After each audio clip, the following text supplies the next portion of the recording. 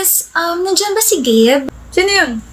Si Gabe Mercado, yung gwapong mataling masungit. May ibibigay kasi ako sa kanyang buttered shrimp. Binili ko to. Kailangan kong galingin kasi pinipilahan siya ng mga students eh. Wala. Walang Gabe Mercado rito. Pero sabi nila, dito raw yung department niya. Wala nga, may asawa na yun, may sipon, baka mahawak. At saka, umakit yun na 7th floor, di na bumalik. 3 floors lang tong building na to. Alam ko. Kaya nga di ba sinabi ko, walang Gabe Mercado rito. Gabe!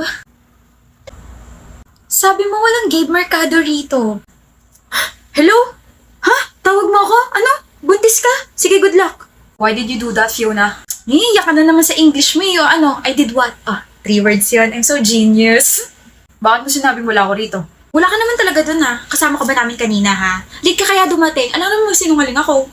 Huwag kang ang pilosopo. Magiging piloto kasi ako. Baka philosopher. Parehas lang yun. Basta, ayaw kitang kausapin, Gabe. Ayaw mo talaga akong kausapin ng maayos. Gusto, ano ba yun? Ano mo naman pagdating sa'yo, I can swallow my pride, my ego, my toes, my knees, my shoulders, my head. Are you jealous? Jealous? You don't even exist to me. Ano? Na-try ko na rin sa wakas yung linya na yun. Puro ganun kasi nasa FYP ko ngayon.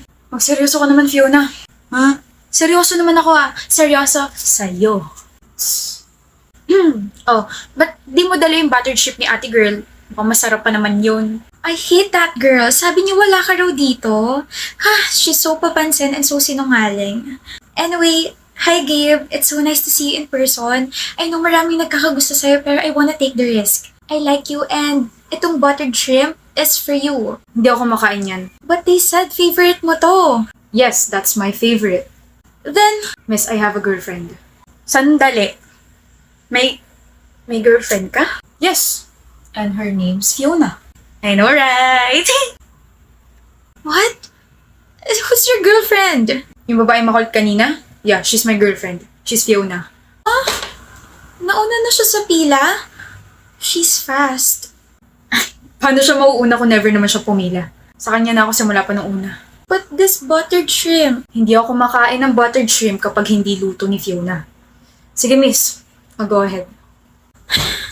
Epal mo naman. At paano ako naging epal? Epalo ko kaya sa itong kamay ko. Kakilig ka naman eh. Grabe, huwag mo na akong papakawalan, Gabe. Kawalan mo yun. I'm like a crate that can color your life. Whatever, Fiona. Whatever, current Shrek.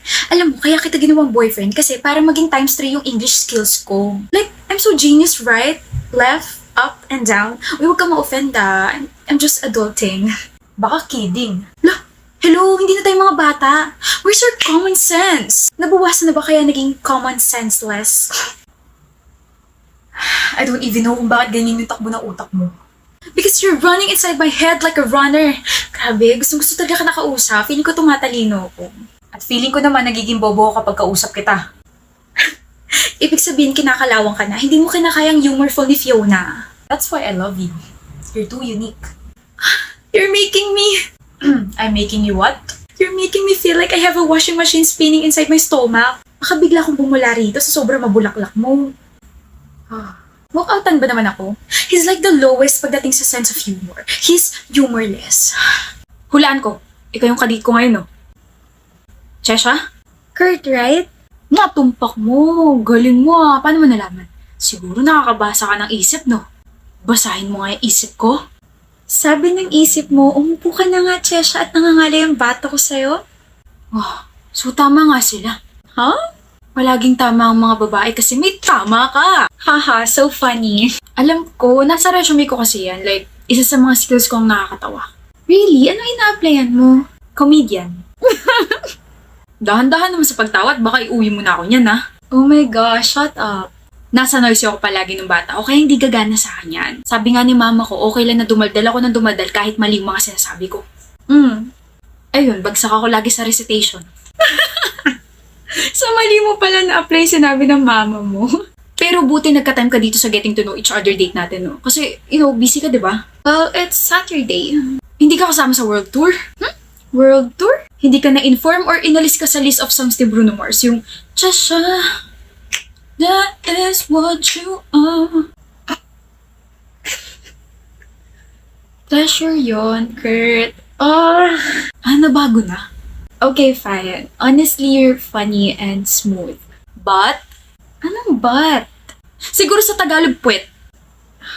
Yung mga ganyan kasing compliments, may mga kasamang buts. Okay. Yeah, may but na. Kurt, you're funny and smooth, but there's no but in this compliment. I find you interesting. I wanna know you more. Oh, mas smooth ka pa sa akin eh. Walang yan. Wala eh. Hindi naman lahat may skill na smooth talker, di ba? Na-back to yung mo ko ron ah. What is the meaning of this? Excuse me? Kurt, what the hell is this? Sino to?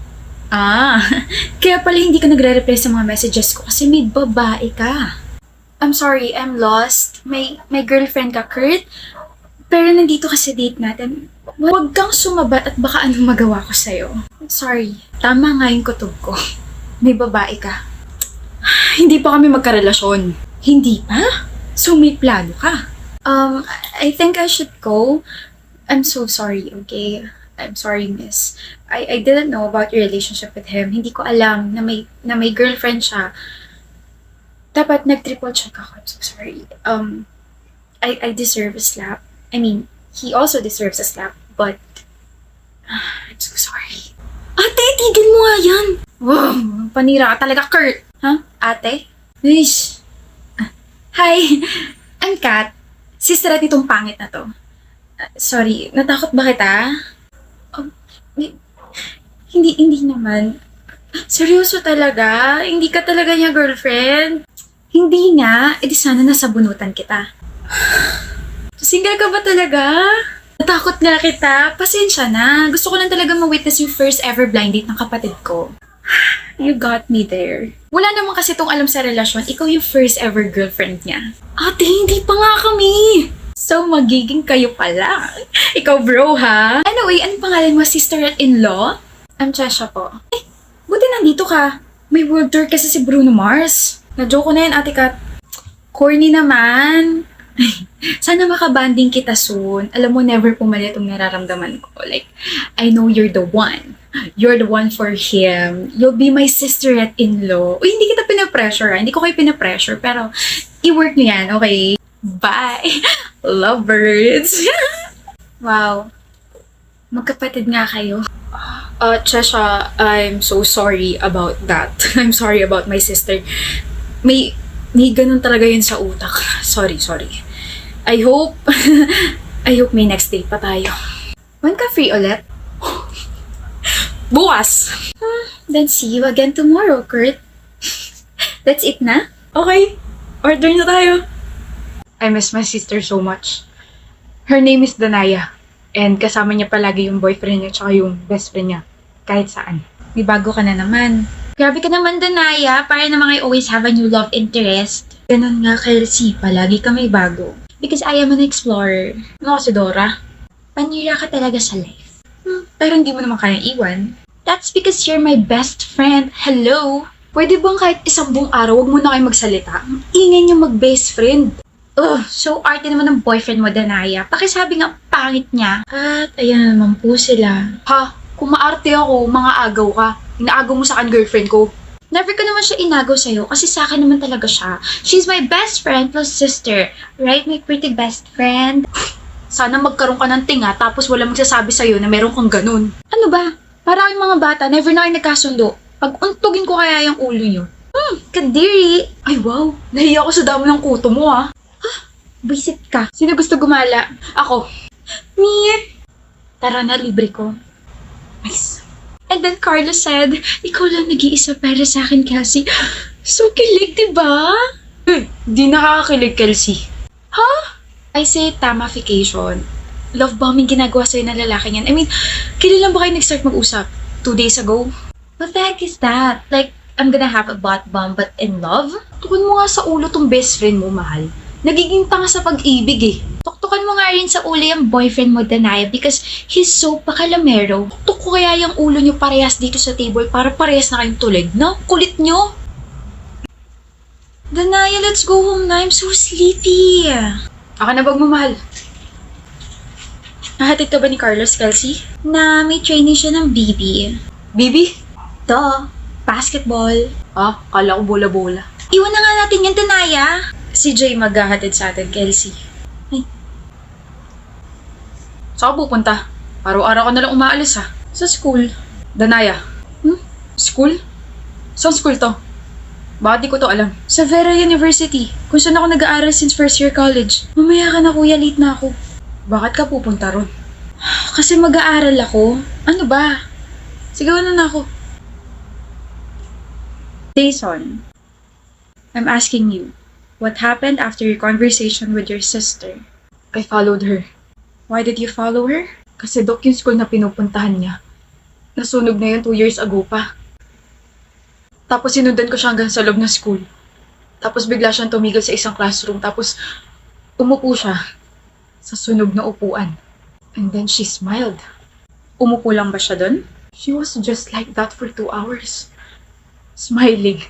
Oh, she's also mumbling something. And then pag uwi niya, nagkwento siya tungkol kay Kelsey and Jay.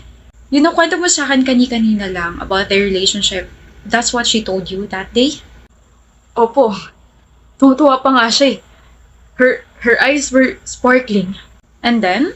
The next day, nandito na ako sa harap mo, Doc. Hmm? Because the thing is, Jay and Kelsey already died 2 years ago gawa ng apoy sa very university, Doc. Natrap sila sa classroom.